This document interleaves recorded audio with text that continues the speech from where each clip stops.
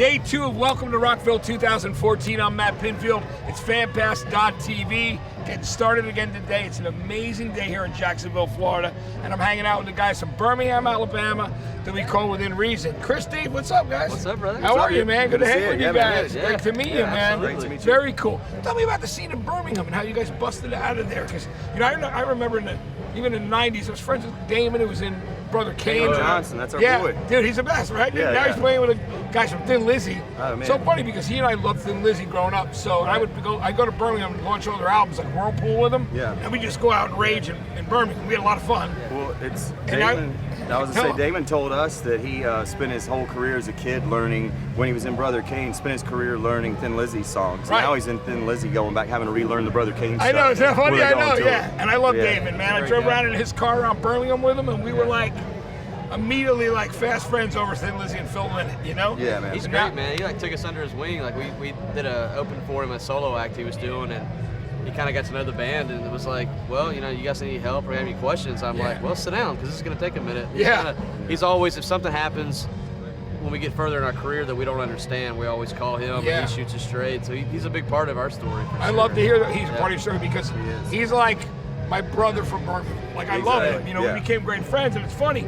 I'm always on the road. Like I saw Mark Mendoza, from Twisted, who was always in another band, Twisted Sister, but was also playing in that new band, the Black Star Riders, with Damon. And Scott Gorham from Thin Lizzy, and I'm like, dude, when you see Damon, you send my love to that brother. Yes, because he showed me Birmingham. He showed me the day and the all-night Birmingham. It's still there, man. We had some fun. It's still there. We had some times. So tell me about Within Reason, though. So tell me about the scene in Birmingham.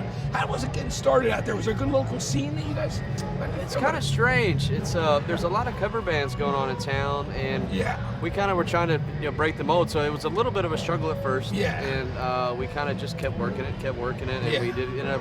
David gave us some advice, and we kind of got out of town. Yeah. And that, believe it or not, that helped us when we came back. Because people know you're leaving, then they go, well, they're not just local band, they're doing other stuff. Right. Together, because sometimes people have that idea, that small town mentality, that if you're from here and you're just playing here, that, well, you can't mean that much. So like they, and for me as a radio programmer in the early days before I met Damon, but my philosophy in programming a radio station and DJing was play local bands with the big stars, and then people think, well, they're big stars too, and it nurtures and brings people to perception. It's the way to go.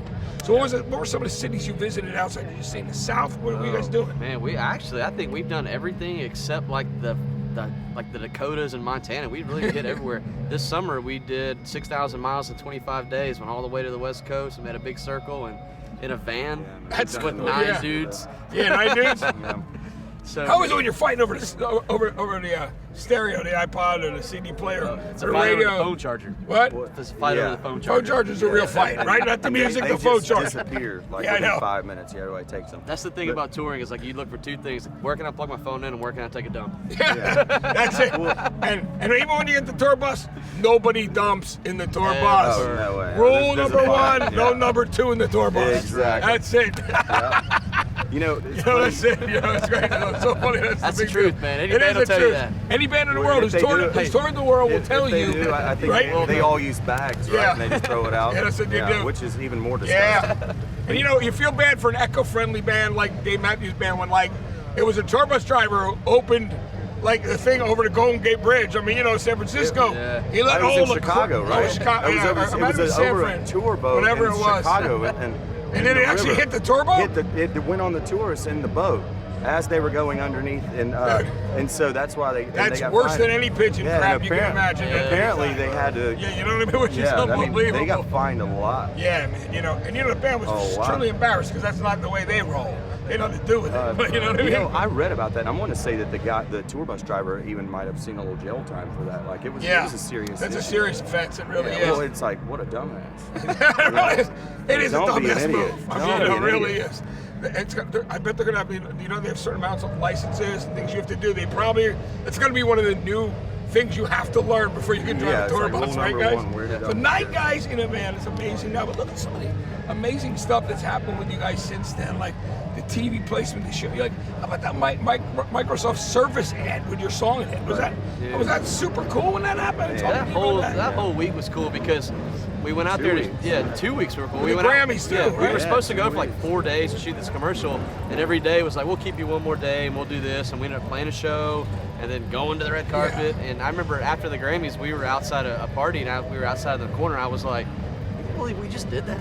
It's so cool. It's just blowing your mind the whole time. Fantastic. I think like Microsoft and CBS and the Recording Academy, Grammy people. Yeah, and I'm on the board of governors of the Grammys. There so I'm you one go. of the dudes. You know Awesome. what I mean? Well, everyone was so cool when we Yeah. told them, and they realized how much that we actually liked to work and Yeah. do whatever we could. That's when they were like, man, come out longer. And they took care of us for another week, and so we were able to capitalize on a lot of stuff that we probably wouldn't have been able to do unless we told them ahead of time, hey, look, we're here to bust it, let's do it. That's so cool. And it was a great week. And let's talk about the Gig of a Lifetime thing that you guys did as well. Yeah, talk to me about that, because that's a really cool thing to explain how that happened and what it is to our audience and your fans. Basically, what it is Microsoft and the Grammys had a thing where they take an unsigned band and they give them a trip to the Grammys to be a part of Grammy Week, play a show, and be a part of a commercial. The first year they did it, some of our touring buddies, Almost Kings from Atlanta, they got to go, and it was we were so supportive of them and loved it, and then it came back around, and we said we should try it. What a great story! If our buddies did it and we got it, that's so cool. And then we ended up getting it, and they told us a couple of days before the announcement, they were just like, you can't tell anybody, we just got to plan your plane tickets or whatever.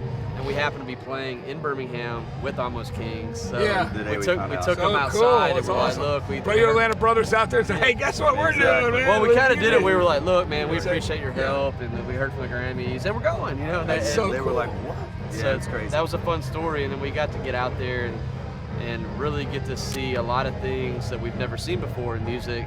And the coolest part to me is like when you taste the highest echelon of your industry, man, that's gasoline, dude. It is, and that fuels you. And now you see this is where we need to get, and that makes you work even harder. Right. And that thing, it drives you to it does. From A to B or B to C, and I get that 100%. Guys, since we're here, welcome to Rockville, and I know you've done festivals before, and you've been to a ton of them. I'm gonna ask you your experience. First festival you ever went to, and your favorite one you ever played. How about it? First one I ever went to. First one I ever went to. Oh, City Stages for me, City probably. Stages Birmingham. In Birmingham, who played? Who was 311. Great. Yeah. I love that, man. I don't remember who else. I wanted to say like Kid Rock might have been on or something. Yeah. Dave Matthews actually played that same year. But that might have been the same Your year. same I one, went. Yeah, because the City Stages, when you're a kid, like you wait for that every year because they close off the streets and because Birmingham didn't at the time didn't get a lot of shows. Yeah. And then it was like everybody came, so that's what you went to do. And then we ended up playing it a couple of times, which is pretty cool. But but playing festivals, man. Gosh, it's a whole different deal. I don't know, man. Last night at Fort Rock might have been my favorite. I mean, that was pretty cool. Rob Zombie blew my mind last night. Yeah, he's great. He's unbelievable. Yeah. Straight one of the pro. best and one of the greatest guys. Greatest guy. He sounds so He's good a workaholic in every essence of the and word. it shows, You know, it's so funny. I was with John Tempesta last night because I'm friends with the Cult too. Me and Ian and Billy and John. We love. We're all brothers. And there's this joke I have going. 20 years ago, it's going to be next year. 20 years that I've been doing stuff with White Zombie over the years. So at MTV, I was their guy. So when they first got played with Thunder Kiss and then More Human Than Human, I was always the guy that they had me on the road with them doing stuff. So we were doing a show in Sens, Indiana called Invade Your Space. They're like singled out on this like old house, like they refixed somebody's house, and it's ice cold, it's winter. And the guys are playing on the back porch, and they had icicles on their noses.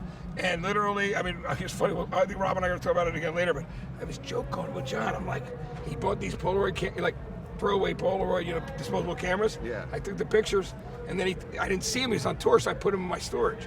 So we have a joke. We said last night. He goes, "Dude, where's the pictures?" Yeah. And you know what the thing is?